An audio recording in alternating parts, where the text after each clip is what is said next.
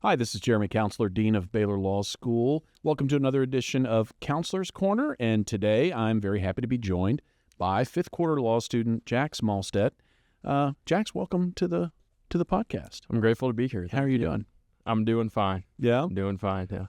Okay, so we were talking right before we went on the air. We were talking about sort of your roots. Yeah. Tell me where you're from originally. Originally, I'm from just south of Des Moines, Iowa, kind of the south central part of Iowa, the heart of the Midwest, I'd say. And then I went to college for a total of 5 years in Missouri as well, not too far south of where I grew up, so very, very What college did you go to? I originally, my first 4 years, I went to Truman State University. It used to be called Northeast Missouri State, if you know any of the generations before me from the Midwest. And then my fifth year was at University of Missouri St. Louis. You call it UMSL for short. You were a college athlete. Yes. What sport did you compete in? I was a swimmer. Okay. That was the fifth year. We got some COVID eligibility, which was yeah. My understanding is you were named Bulldog of the Year. Yeah. What does that mean? That's an honor from Truman State. It is. What does that mean? It's one of my favorites. That was just kind of a gritty team spirit award that the coaches would pick a Bulldog of the Year, someone they thought kind of brought it every day, but also was kind of the cheerleader of the team. And I won that my freshman year, and I was very excited because that was kind of my goal. I didn't really know how I'd be able to contribute as a freshman, so I kind of thought, well, I'll just bring the spirit. And then got it again my senior year, which I was much more proud of because the plateaus and the ups and downs of competing and realizing there's always bigger fish.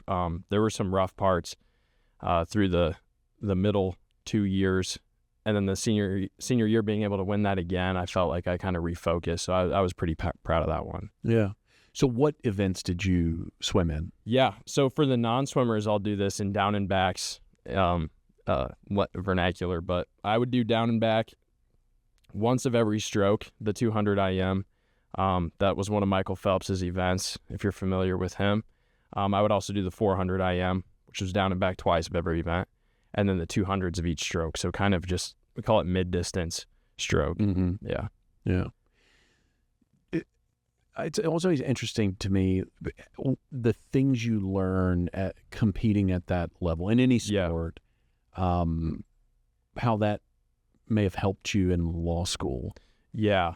Or hurt you. I don't want to assume that it's been a help. Yeah, it's been an incredible help. I think there's a lot of hard lessons that I was starting to learn and learned throughout college and through swimming.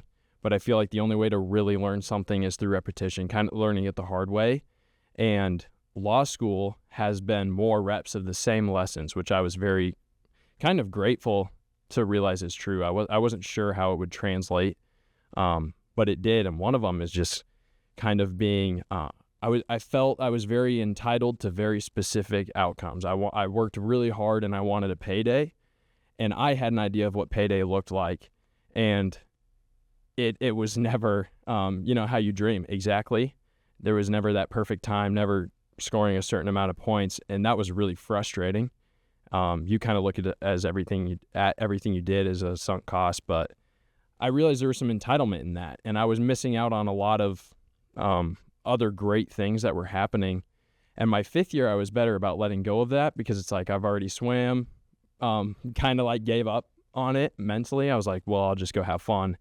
And then I realized I wasn't giving up. I would maybe just now tapped into a growth mindset, like how it should have been the whole time. And law school has just been another chance to be like, I can keep learning this. Yeah. So grateful.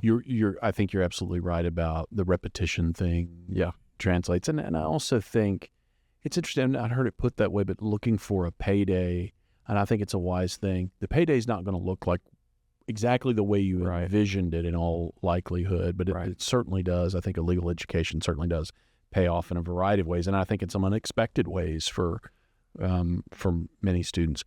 Right now, you're a fifth quarter student, as I said at the top. What sort of courses are you taking right now in your fifth quarter of law school? Yeah. Right now, I actually got a little bit of an itch for the transactional side. During our transactional quarter, For those who don't know, fourth quarter is a lot of business organizations and trust and estates.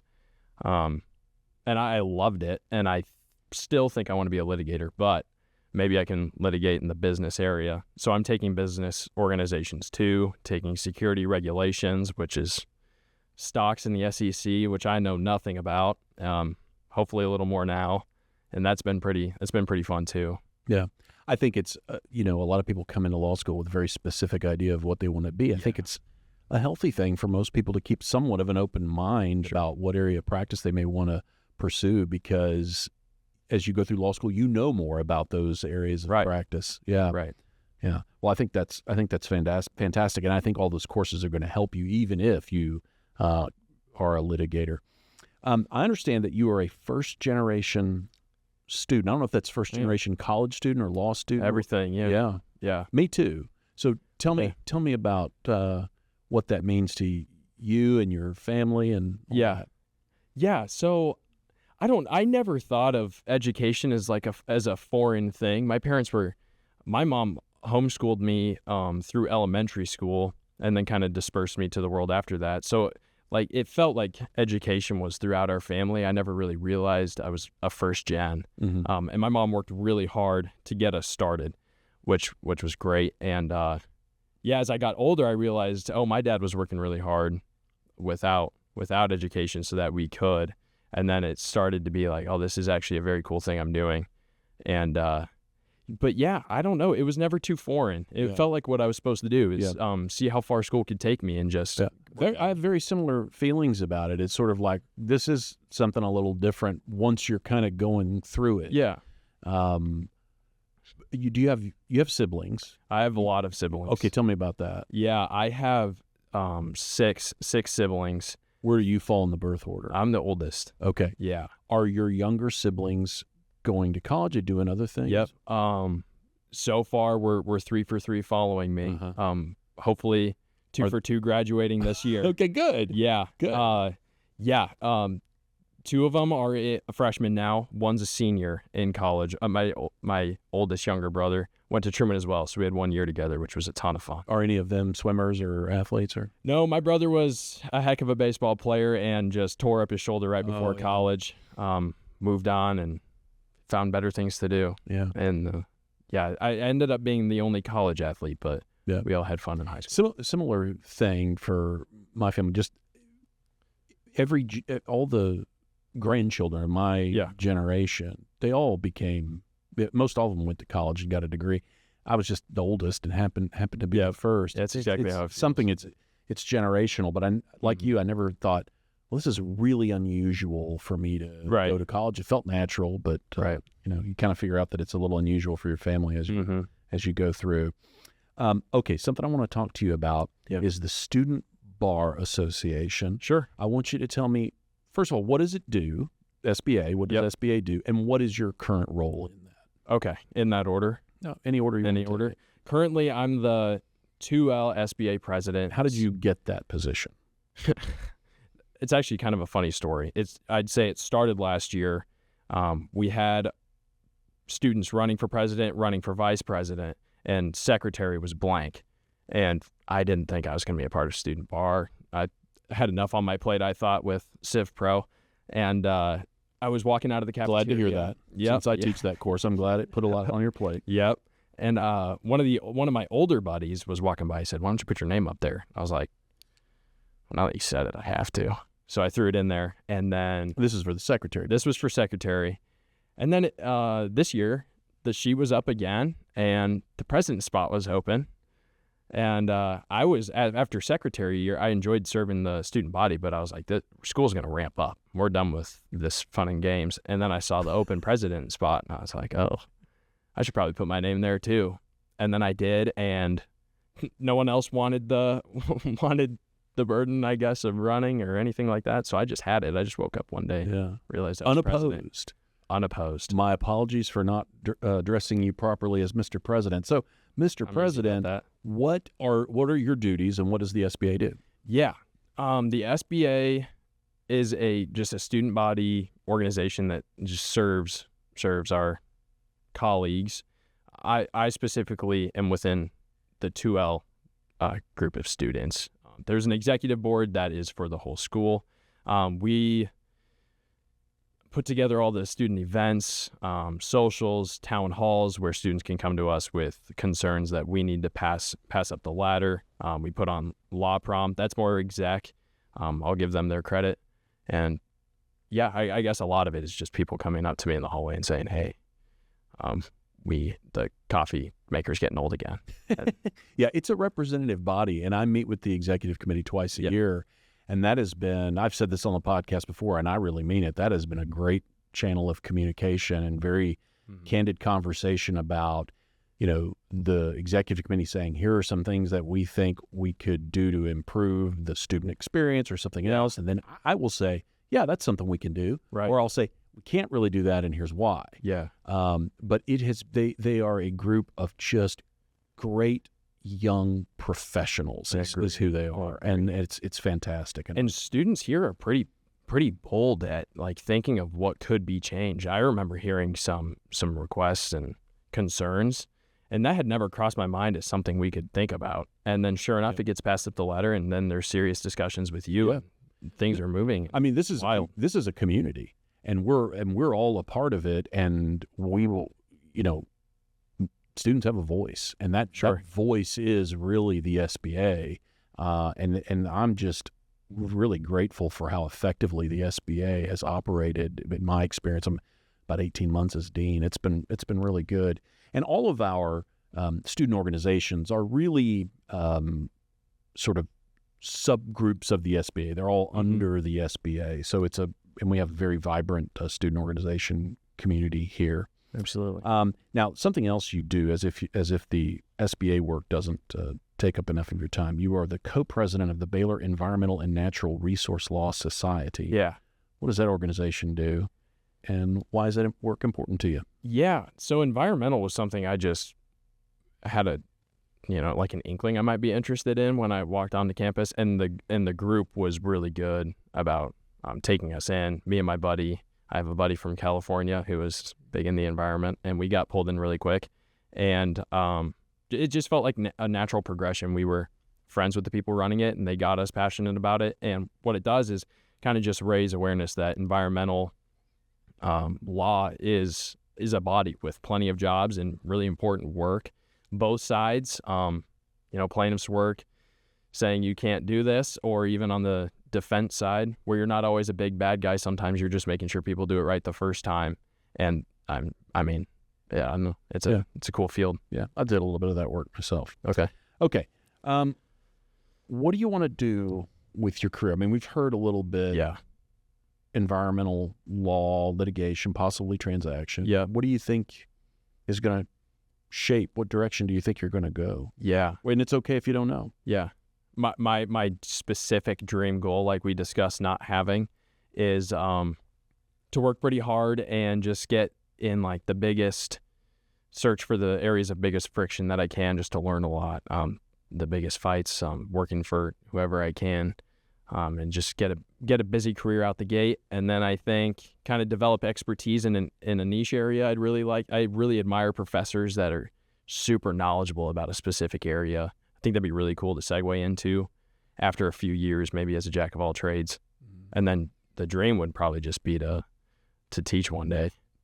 Good. Down the road. Good. Okay, we have now come to the lightning round. The questions are silly, and your answers have to be short. What's your favorite way to spend a rainy day? Read a book. Big cities or small towns? Small towns.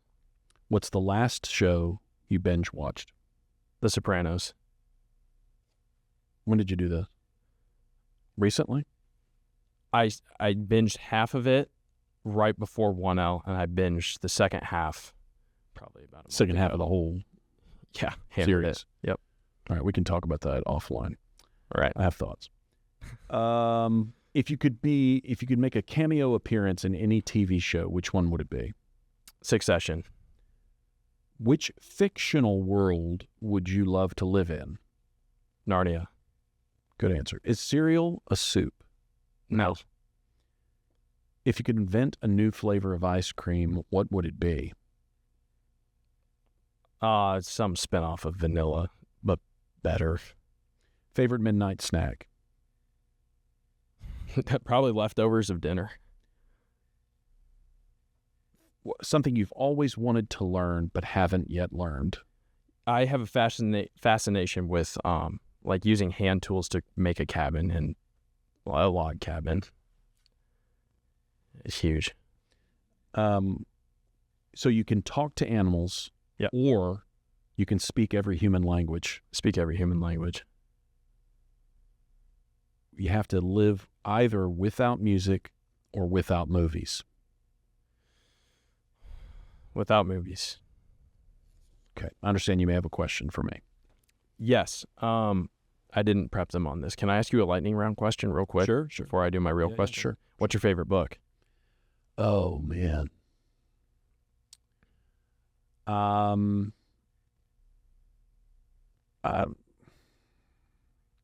One that always sticks with me. I don't know that it's one of my favorites. Let me put it this way. It's a book called A Canticle for Leibowitz. And it's sort of a post-apocalyptic science fiction novel. Okay. I really like that book, and I think it's fantastic. So, very good. Canticle for Leibowitz. Yep. All right. To my longer question.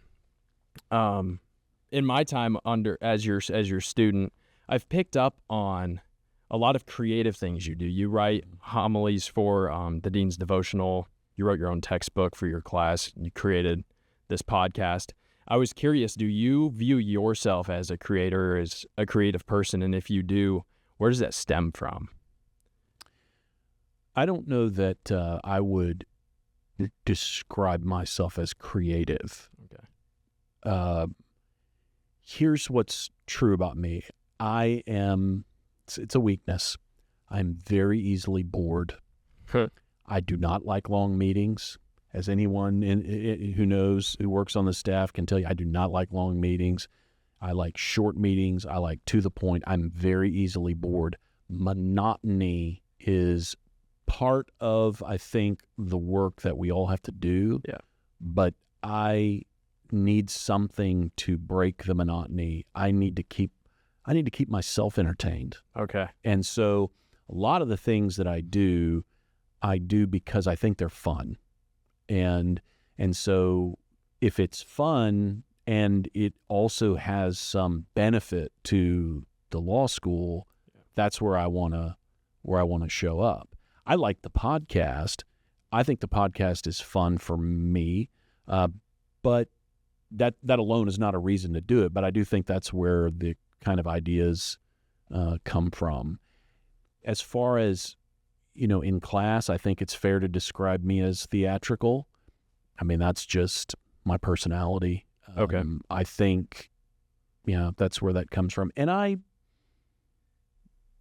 want to be able to, in class, the main thing is for the material to be understandable to students. It's there for the taking for them. But at the same time, we ought to be able to have a good time in class. We ought to be able to laugh. We ought to be able to see the humor in things.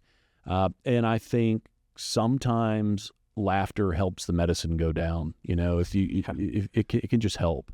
And I've been at the law school now for almost 23 years, and it's a huge part of my life. And so I want to have some fun while I do it. Right. Yeah. Right. The other thing I will say is I am supported in all this work by a fantastic faculty and staff who, by their nature as a group, are rather entrepreneurial.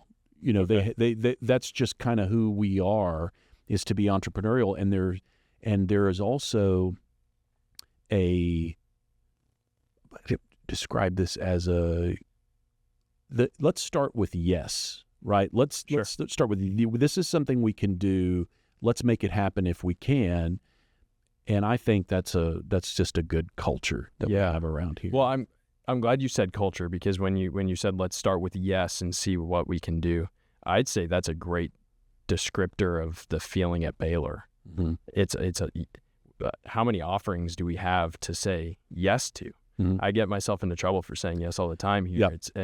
But it's always great. It always works, and you feel a lot better and more experienced for it. So I think that is a culture thing. I think it's right, and I'm pleased to hear you say that, because you need to be open to being busy. I mean, because there's a lot of stuff that you can take advantage of and learn a lot from and meet people and build your network. There does have to be, the no, because sometimes saying yes to that one additional thing could cause you to not do as well in some other important effort. But learning when to err on the side of yes, but also keeping the no ready to go. It's something. One of the Baylor lawyer that I worked for when I first got into practice after my federal clerkship, she told me, when a partner comes to you and asks you to help, the answer is always yes. Sure. And if the answer needs to be no, she'll tell them the no. And I think that's that's a good attitude to have, even though you do have to have a no in your pocket or in your supervisor's pocket. You've got to be able to get out of things. Jax, thanks a lot for joining the podcast. It's been great conversation. Thanks for having me. Yeah.